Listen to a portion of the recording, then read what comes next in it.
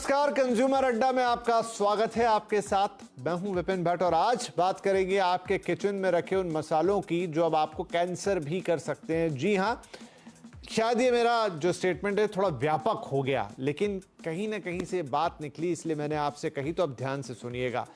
बात दरअसल जाती है सिंगापुर और हांगकांग तक। ये दो देश, इन्होंने कुछ मसालों को बैन किया। मसाले जो दो भारत की कंपनियों एमडीएच और एवरेस्ट, जो कि बहुत जाने मानी कंपनी है, बड़े हाउस होल्ड नेम्स हैं, इनके मसालों को बैन किया।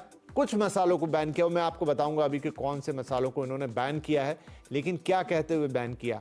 ये कहते हुए बैन किया कि इसमें पर्टिकुलर केमिकल है जो कार्सिनोजेनिक यानी कैंसर पैदा करने वाला है। ऐसा प्रिजर्वेटिव है जिससे कैंसर पैदा होता है। मसाले तो हमारी जिंदगी का अहम हिस्सा है। रोज के खाने में हम भारतीय अगर मसाला ना डालें तो हमारा तो खाना बनता नहीं है। और उसके बाद फिर एक्शन हुआ भारत में, जहां फसाई ने कहा कि वो भारत में जो तमाम मसाले हैं उनकी जांच करेगा कि इनमें जो प्रिजर्वेटिव हैं वो किस तरह के प्रिजर्वेटिव हैं, क्या बैन प्रिजर्वेटिव का इस्तेमाल है, या अगर इस्तेमाल है तो किस हद तक। कई प्रिजर्वेटिव बैन नहीं होते हैं, लेकिन उनकी एक मात्रा तय होती है। अगर उससे ऊपर आप डालेंगे तो फिर वो स्वास्थ्य के लिए बहुत ज़्यादा खतरनाक हो जाते हैं। तो आइए पहले मैं आपको बताता हूं कौन से वो मसाले थे, किनको सिंगापुर और हांगकांग ने अपने यहाँ पर बैन किया, और भारत में फिर क्या रिएक्शन हुआ भारत के फूड रेगुलेटर की तरफ से, और अब हमें और आपको क्या करना चाहिए। तो देखते हैं कि क्या कहानी रही। तो देखिए, हांगकांग की बात बता दूं, उन्होंने 4 मसाले बैन किए। एमडीएच का मद्रास करी पाउडर उनमें से एक था। अगला मसाला भी एमडीएच का ही था, सांबर मसाला मिक्स्ड। तीसरा भी मसाला एवरेस्ट का था, एमडीएच का था, माफ कीजिए, करी पाउडर मिक्स। तो ये 3 मसाले आ रहे थे एमडीएच की तरफ से, और चौथा मसाला था एवरेस्ट का, एवरेस्ट फिश करी मसाला। इन 4 मसालों को हांगकांग ने बैन किया। कुछ इसी तरह का सिमिलर एक्शन सिंगापुर के अंदर भी हुआ। अब क्यों हुआ ये एक्शन, वो आपको बताते हैं। क्या पाया गया इन मसालों के अंदर, वो कौन सी चीज थी जिसकी वजह से इसको बैन किया गया। अच्छा, इस बीच भारत में भी एक्शन होता है। फसाई ने कहा कि वो देश भर से सैंपल जुटाएगा मसालों के और उनकी जांच करेगा। अब यहां पर सारे मसाले आ जाते हैं। अब 2 कंपनियों तक बात सीमित नहीं रहेगी। मैन्युफैक्चरिंग यूनिट से सैंपल लिए जाएंगे, सभी बड़े ब्रांड्स के सैंपल लिए जाएंगे और उनकी जांच की जाएगी। स्टेट फूड कमिश्नर्स को इसका जिम्मा सौंपा जाएगा कि ये काम आप करें। टेस्टिंग लैब में भेजे जाएंगे सारे सैंपल्स, और एथिलीन ऑक्साइड, ये वो केमिकल या कंपाउंड है जिसकी जांच की जाएगी। ध्यान से सुनिए इस नाम को, एथिलीन ऑक्साइड। ये कार्सिनोजेनिक एजेंट है जिसकी मौजूदगी से या ज्यादा मौजूदगी से कैंसर होने का खतरा होता है। तो इसकी जांच की जाएगी। तो ये अब तक की कहानी है। और ये क्यों खतरनाक है? क्योंकि ये पेस्टिसाइड में इस्तेमाल होने वाला केमिकल है। आप सोचिए, जो चीज पेस्टिसाइड में इस्तेमाल हो रही है वो खाने में भी हो रही है। खाद्य पदार्थ में इस्तेमाल इसका वर्जित है, ठीक है, आप इसे इस्तेमाल नहीं कर सकते। अलग अलग देश में अलग अलग लॉज हैं। हमारे लॉज की भी बात हम देखेंगे। कैंसर समेत कई बीमारियों का रिस्क होता है इससे, या कहीं अलाउ भी है तो एक परमिसेबल लिमिट में अलाउड है, लेकिन शायद पूरी तरीके से भी बैन हो, और इसलिए इसे बहुत खतरनाक माना जाता है। तो चलिए, कुल मिलाकर एमडीएच और एवरेस्ट के मसालों से ये पूरा मामला उठा, लेकिन अब सभी मसाले जो हैं वो जांच के दायरे में आ गए। लेकिन इस तरह की चीज़ें, कभी बेबी फूड में शक्कर ज़्यादा है, कभी हेल्थ ड्रिंक में भी चीनी ज़्यादा है, तो चलिए वो लाइफस्टाइल डिजीज़ कर देंगी आपको मधुमेह यानी कि डायबिटीज़ की तरफ ले जाएंगी, शक्कर से जुड़ी चीज़ों की तरफ ले जाएंगी। लेकिन ऐसे पदार्थ जो कैंसर पैदा करें और वो उन चीज़ों में हो जो आप रोज़ खाते हैं मसाले, बात फिर से सोचने वाली है। चलिए शुरुआत करते हैं। हमारे साथ हैं धर्मशिला नारायण हॉस्पिटल के director surgical oncology doctor Anshuman Kumar, और न्यूट्री हेल्थ की फाउंडर डॉक्टर शिखा शर्मा। आप दोनों का बहुत बहुत स्वागत है। अंशुमन जी, मुझे ज़्यादा दिन नहीं हुए, पिछले शो में याद है आपने कहा था कि जो भारत में खान पान का हाल है, अगर वो ऐसा ही चला तो आने वाले समय में देश में हमको कैंसर की संख्या में बेतहाशा वृद्धि देखने को मिलेगी। और खान पान से ही ये पूरा मामला जुड़ा है। और अब देखिए, मसालों को लेकर लगभग उसी तरह की चीज सामने आ रही है। फर्स्ट ऑफ ऑल, आपका पहला रिएक्शन क्या, ये जो पर्टिकुलर केमिकल है ये इतना खतरनाक है कि आपको सीधा कैंसर की ओर लेके जा रहा है? विपिन साहब, बिल्कुल आपने याद दिलाया। पिछली बार जो मैंने कहा था, पहले दर्शकों के लिए रिपीट कर देता हूं कि 35 से 40% कैंसर के पीछे की वजह जो आप कंज्यूम करते हैं, एक्सटर्नल और इंटरनल, या तो खाद्य पदार्थ में लेते हैं या कॉस्मेटिक की तरह बाहर इस्तेमाल करते हैं। और अगर यही रवैया रहा, जो कि रहेगा ही, रहा है, अभी भी है, 2025 में भारत विश्व की कैंसर की राजधानी बन जाएगी। इस बेतरतीब तरीके से केसेज कैंसर के बढ़ रहे हैं। अब चलिए आ जाते हैं, ये भी खाद्य से जुड़ा मामला है। बिल्कुल, इथिलीन ऑक्साइड जो गैस है, मेडिकल में हम लोग इस्तेमाल किया करते थे। कुछ इंस्ट्रूमेंट जिसको ऑटोक्लेव, मतलब गर्म करके स्टरलाइज नहीं कर सकते, इसको स्टरलाइजेशन में इस्तेमाल किया जाता था, ईटीओ गैस। और दूसरा इस्तेमाल इसका होता था फूड प्रिजर्व, ऐसे चीजों को प्रिजर्व करने के लिए जिसका पैकेट, मतलब फूड के कंटामिनेंट में ना आए। और तीसरी चीज इस्तेमाल वो जगह होती थी, वो इंसेक्टिसाइड फॉर्म में। तो इन मसालों में जो सिंगापुर और हांगकांग की रिपोर्ट है, उसको देख के मुझे आश्चर्य इसलिए नहीं हुआ कि इंडिया में फूड सेफ्टी के नाम पे या पब्लिक हेल्थ के नाम पे मजाकिया अंदाज रहा है, तो इसलिए मुझे आश्चर्य नहीं हुआ। लेकिन ये डरावना विषय है, इसमें कोई दो मत नहीं है, बहुत डरावना विषय है। ये मसाले को लॉन्ग टर्म प्रिजर्व करने के लिए इसका इस्तेमाल करते हैं। 86 मिलियन टन मसाला भारत हर साल प्रोड्यूस करता है, और इसका काफी हिस्सा एक्सपोर्ट कर दिया जाता है, और भारत में भी काफी कंजम्पशन है। तो अगर ये कहें कि इतना मसाला का प्रोडक्शन, उसका प्रिजर्वेशन करने के लिए कोई नॉर्म्स क्या नहीं है भारत में? कुछ लोगों का ये कहना है कि कुछ बैच में गड़बड़ी पाई गई हो, बिल्कुल ऐसा नहीं है। सिंगापुर में गड़बड़ी पाई गई, हांगकांग में गड़बड़ी पाई गई, तो क्या हमारे हिंदुस्तान में अलग बैच आया होगा? सेम मसाले में इथिलीन ऑक्साइड मिली। दूसरा, एफएससीआई की वेबसाइट पे जाइए कि वो मसाले में क्या क्या टेस्ट करते हैं, उसमें कहीं भी इथिलीन ऑक्साइड का जिक्र नहीं है। ये ऐसे किसी भी इंसेक्टिसाइड का जिक्र नहीं है जिसका टेस्ट वो चेक करते हैं। वाटर कंटेंट, मॉइस्चराइजर कितना है, मॉइस्चर कितना है, मसाले का ड्राई कितना है, इंसेक्ट डेड मैटर कितना है, ये सारा चेक करते तो हैं। डॉक्टर साहब, मैं थोड़ा पूछना चाहूंगा, इथिलीन ऑक्साइड आपने कहा रूम टेम्परेचर पर गैस होती है, तो क्या वो जो मतलब जब पैकेट होता है, जो हल्का सा, मतलब हम और भी चिप्स के पैकेट ले लें, ये ले लें, वो ले लें, उसमें भी एक गैस टाइप की चीज भरी रहती है ताकि अंदर चीजें सेफ रहें, या प्रिजर्वेटिव के तौर पे, तो ये वो वाला प्रिजर्वेटिव है या मसाले में मिला हुआ रहता है ये गैस? कैसे समझे इसे? बिल्कुल मसाले में मिला रहता है। उसका कारण ये है कि जब मसाला साबुत आप लेते हैं तो माना जाता है उसके ऊपर हिस्सा कम होगा, मतलब ऊपरी सतह पे ये कोटिंग रहेगी इसकी, इथिलीन ऑक्साइड गैस है, उस पर चिपक गया। अब इसको आपने क्रश कर लिया, फॉर एग्जांपल इलायची, लौंग, काली मिर्च, तो ये मसाले में इसका कॉन्सेंट्रेशन बढ़ेगा, और माना जाता है 1% 3% हो जाएगा पाउडर मसाले में। पाउडर मसाले को प्रिजर्व करना ज्यादा मुश्किल होता है, क्योंकि फंगस, जिसको मॉल्ड बोलते हैं, फफूंद बोलते हैं, फफूंद की मात्रा आ जाती है, उसको रोकने के लिए इस गैस का इस्तेमाल किया जाता है। लेकिन बाहर की एजेंसियां स्ट्रांग है, रैंडम सैंपल उठाया, रैंडम जांच हुई, और उसमें उन्होंने कमी पाई और पकड़े गए। जी शिखा जी, तो ये हमारे देश में इथिलीन ऑक्साइड पूरी तरीके से या वर्जित है, या एक एक्सटेंड तक इसका इस्तेमाल कर सकते हैं, और ये ज्यादा हो गया इसलिए ये जांच के घेरे में आ गए? जी, ये ज्यादा हो गया इसीलिए जांच के घेरे में आए। वैसे तो इथाइलिन ऑक्साइड बहुत ही माइक्रो लेवल्स पे अलाउड होता है, बहुत स्मॉल लेवल्स पे अलाउड होता है, मगर क्योंकि ये उससे ज्यादा क्रॉस हो गया है, तो ये मेरी समझ है कि इसीलिए ये जांच के घेरे में आए। जबकि वैसे जो as a health and a nutrition person I would say कि ऐसे केमिकल्स जो कि कीटनाशक में यूज होते हैं, जो कि स्टरलाइजेशन में यूज होते हैं, और स्टरलाइजेशन का मतलब है कीटनाशक, मतलब किसी भी लाइव वायरस, बैक्टीरिया, फंगस को आप किल करना चाहते हैं तो आप इसका यूज कर रहे हैं। मेरे मानने में ये सब नहीं यूज होने चाहिए, और उससे बेटर हमें प्रोसेसेस ढूंढने चाहिए जिससे कि ये जो हार्मफुल हैं, जो टॉक्सिक हैं, जो केमिकल्स हैं, जो न्यूरोटॉक्सिक हैं, हमारे नसों को डैमेज करते हैं, उनका इस्तेमाल ना हो। देखिए, एक चीज होता है कि पॉइजन है, मगर छोटी मात्रा में आप खाएंगे तो आपको कुछ नहीं होगा, एक वो मानना होता है जो इथाइलिन ऑक्साइड के साथ आया। अब दूसरा है कि क्या हमें ये पॉइजन जरूरी है भी? क्या और बेटर तरीके नहीं है कि हम अपने प्रोडक्ट को फंगस से इन्फेक्ट होने में या वायरस से इन्फेक्ट होने से बचा पाए?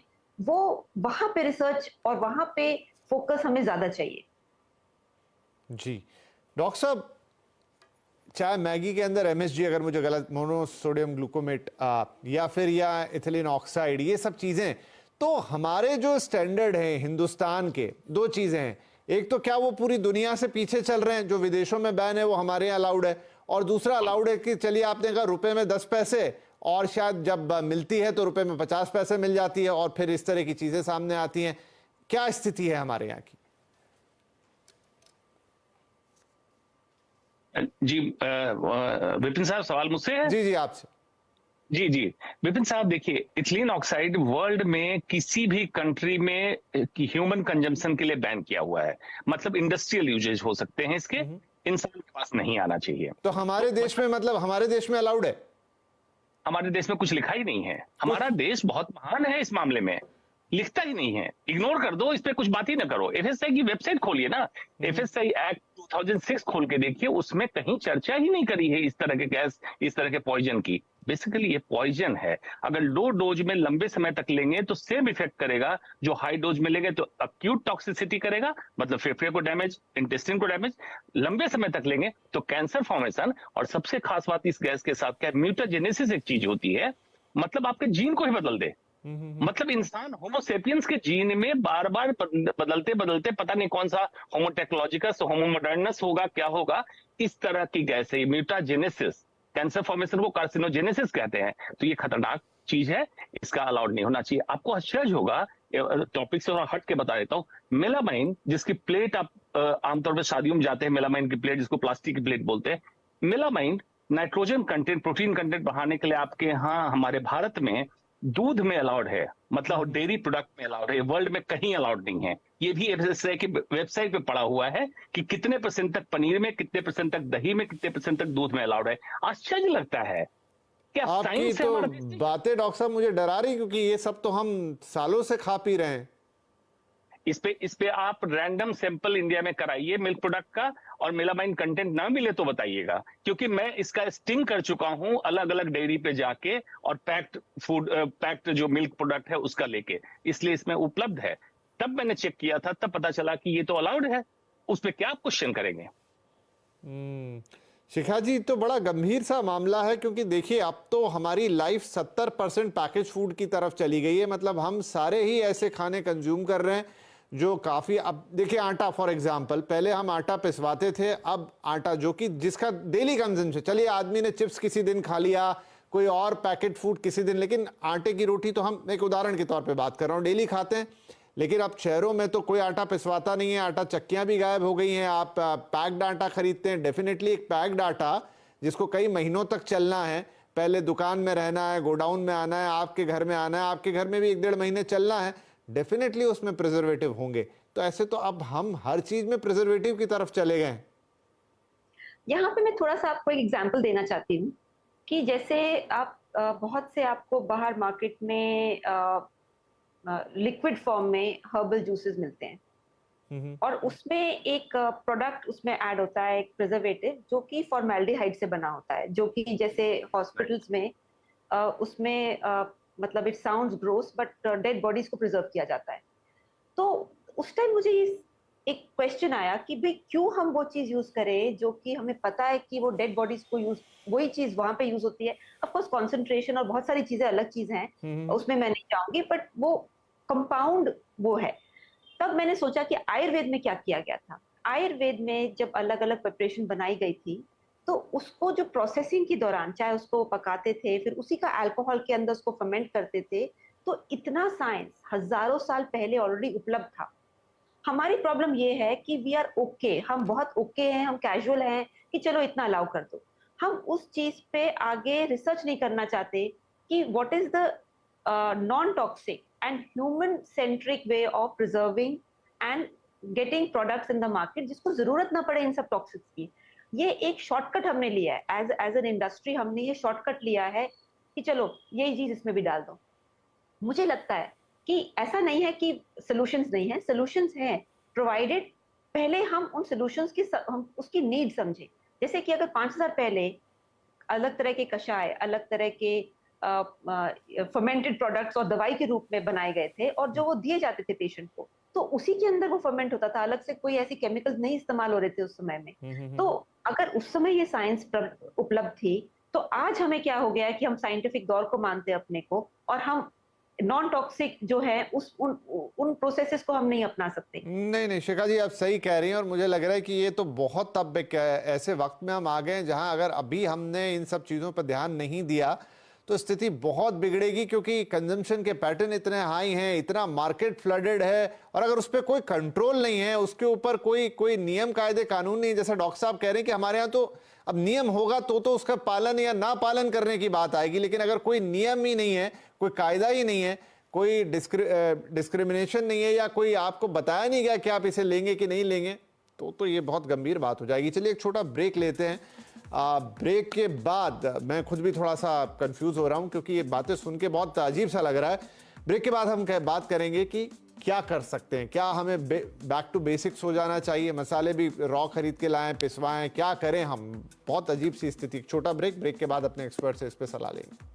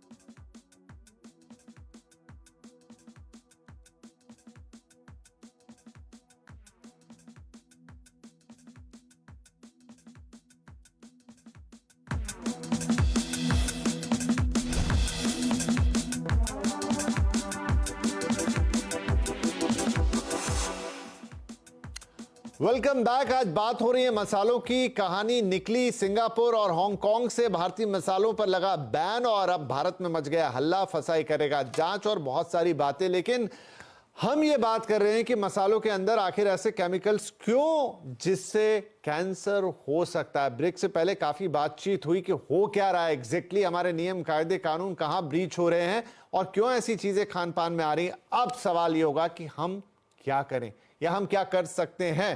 तो डॉक्टर अंशुमन, अब मसाले हों चाहे और चीजें हों, जो भी हो रहा है, लेकिन या मसालों का ही उदाहरण लें, क्या करना चाहिए? क्या अब हम खुद अपने मसाले प्रोक्योर करके पहले की तरह उनको खुद पिसवाएं या खुद पीसें और खाएं, या कैसे करें? नहीं समझ में आ रहा। जी विपिन साहब, बिल्कुल समाधान बताता हूं, और समाधान इतना सच्चा और सहज बताऊंगा, जो मैं करता हूं वही बता देता हूं। सबसे पहले उसमें एक चीज ऐड कर देना, सिंगापुर हांगकांग में एडवाइजरी जारी हुई है कि जिन्होंने ये मसाले कंज्यूम किए हैं, आके अपना हेल्थ चेकअप कराएं और रेगुलर हेल्थ सर्वेलेंस पे रहें। भारत की कौन सी एजेंसी है जिसने अभी तक ये एडवाइजरी जारी की है, जबकि भारत मसाला का हाईएस्ट कंजम्पशन कंट्री है वर्ल्ड में? नहीं हुई है। चलिए, तो इनसे उम्मीद ना करें, एजेंसियों से, जब तक कि मेजर रिफॉर्म ना आए तब तक उम्मीद ना करें। करना क्या है, एग्जैक्टली वही करना है, बैक टू बेसिक्स। अपने धरातल से जुड़ जाओ। सब समझाने के लिए मैं बताता हूं, मैं काला गेहूं अपना उपजाता हूं, मैंने अपने दोस्त को दिया। मेरे घर में आटा चक्की में 1 से 1.5 किलो आटा तैयार करता हूं, कंज्यूम करता हूं, खत्म होता है बिना फर्टिलाइजर, बिना इंसेक्टिसाइड के। उन्होंने उनको ये लगा, 20 किलो आटा तैयार किया, 1 महीने में आटे में कीड़ा लग गया। उन्होंने मुझे फोन किया, मैंने कहा भाई इसमें पेस्टिसाइड नहीं, कीड़े लगेंगे। तो कीड़े भी वहीं आते हैं जिसमें फर्टिलाइजर, इंसेक्टिसाइड, पेस्टिसाइड नहीं हो।